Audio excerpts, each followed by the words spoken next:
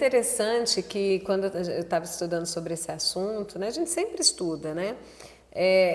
Eu vi muita questão da estatística, que geralmente é mais comum em homens, né, em meninos, né, doutor Natanael? Sim, é mais comum nos meninos. Também, em relação às taxas de estatística, a literatura acaba sendo bem confusa, porque você tem, em relação aos países, muita divergência. A prevalência da deficiência intelectual no mundo é em torno de 4 a 5% da população. No Brasil, de acordo com o IBGE, em 2010, a prevalência é de 1,4%. Mas aí os próprios autores falam o seguinte, olha, que no Brasil às vezes é subnotificado, talvez por não ter sido diagnosticado, ou a própria família não informar se tem. Então, nos nossos dados acaba sendo subnotificado. Mas no sexo masculino tende a ter essa maior prevalência, muito também porque você tem algumas das síndromes que também são mais comuns no sexo masculino. Por exemplo, existe uma síndrome que causa deficiência intelectual que chama síndrome do X frágil. Eu ia falar Né? agora. A síndrome do X frágil, ela geralmente é mais frequente nos meninos, é bem interessante de ser encontrado geralmente nos homens que têm aquela ocorrência. Você geralmente tem um rosto fino, triangular, a orelha um pouco maior, lábios finos. E o X frágil, ele, na mulher, ela pode também ter um cognitivo um pouco prejudicado, mas geralmente é mais leve do que no menino. Então, geralmente, ele não... É mais tratável, né? Exatamente, ele não é tão evidente na mulher, no menino é mais. Né? A gente até tocou na parte genética, né? Na parte genética, a gente tem também a síndrome de Down, que é muito conhecida, eu acho que ela é difundida mundialmente. Um para cada 700 nascidos vivos acaba sendo portador da síndrome de Down, mais frequente também nas mulheres de idade mais velha, né, acima dos 35 anos. Isso. Então, geralmente é mais comum isso. As mais jovens também podem ter, só que o mecanismo genético que a mulher mais jovem tem é um pouquinho diferente do que a mulher mais velha tem. Nossa, quanta coisa que a gente tem que pensar antes de engravidar, né? A mulher, Ninguém pensa. Não. Sim. Geralmente a mulher mais velha, como os óvulos dela, eles já estão pré-formados em meiose desde o seu nascimento, então é por problemas na meiose, que é um processo lá da divisão. Já nas mulheres mais jovens que têm filho com síndrome de Down, você tem geralmente um mecanismo que a gente chama de translocação. É um pedacinho, às vezes, do cromossoma 21, às vezes ligado em outro cromossoma. Acaba gerando também os efeitos da trissomia. E um outro fenômeno também que chama mosaicismo, que é um pouquinho também diferente nesses casos. Nós estávamos conversando aqui a respeito até mesmo da prevenção, né? Existe a chance de uma criança não desenvolver deficiência intelectual. Uma delas é a genética, né? Nós até estava comentando aqui que o primordial, o essencial seria a mulher, antes de engravidar, ela procurar um aconselhamento genético. Ela precisa de entender sua genética, a genética do marido, né, as probabilidades.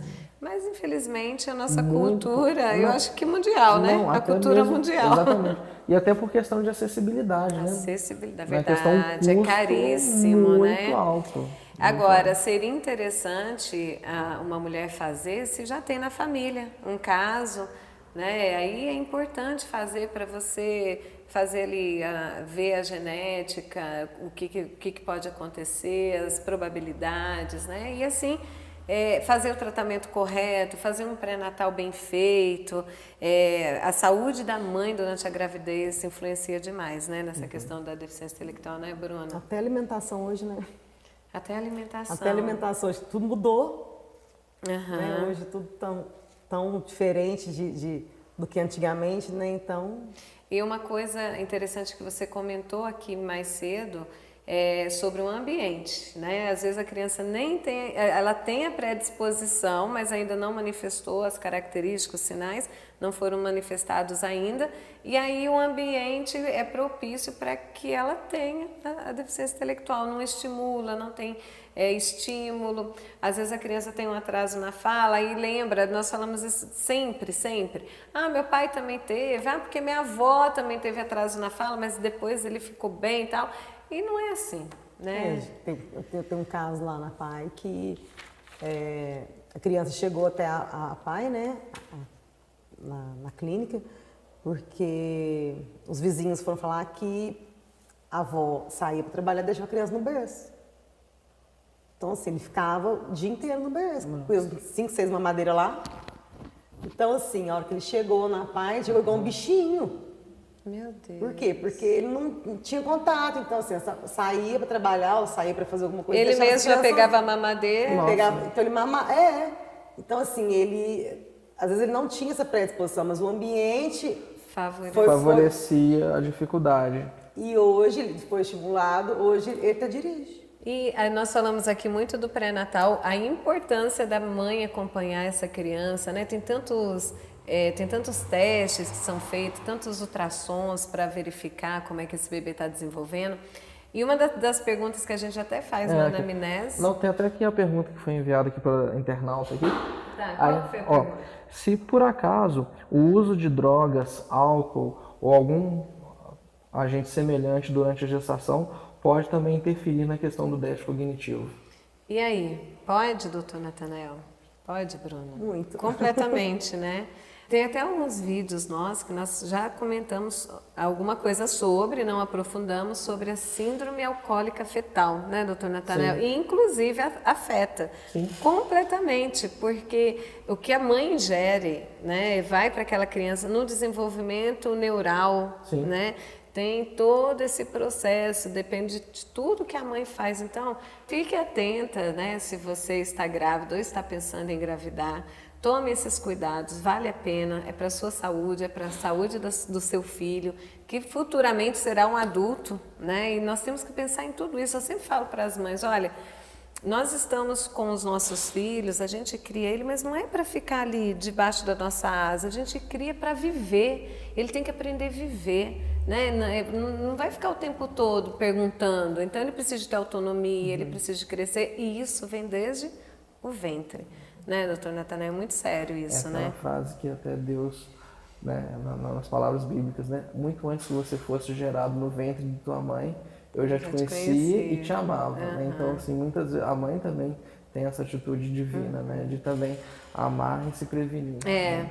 E isso tem tudo a ver, a vida futura do seu filho, intelectual, psicológica, depende desse momento. Então, tem uma gravidez saudável. Eu sei que muitas vezes a gravidez gera muito estresse, né? E tem pessoas que às vezes o ambiente familiar não favorece para ter uma gravidez tranquila, mas para o bem do seu filho e para o seu bem, tente fazer o mais tranquilo possível para que ele venha ao mundo de uma forma que dê para ele sobreviver, para ele amar, para ele ser feliz, né? Isso é muito importante, né? Sabe uma coisa interessante também? O teste do pezinho.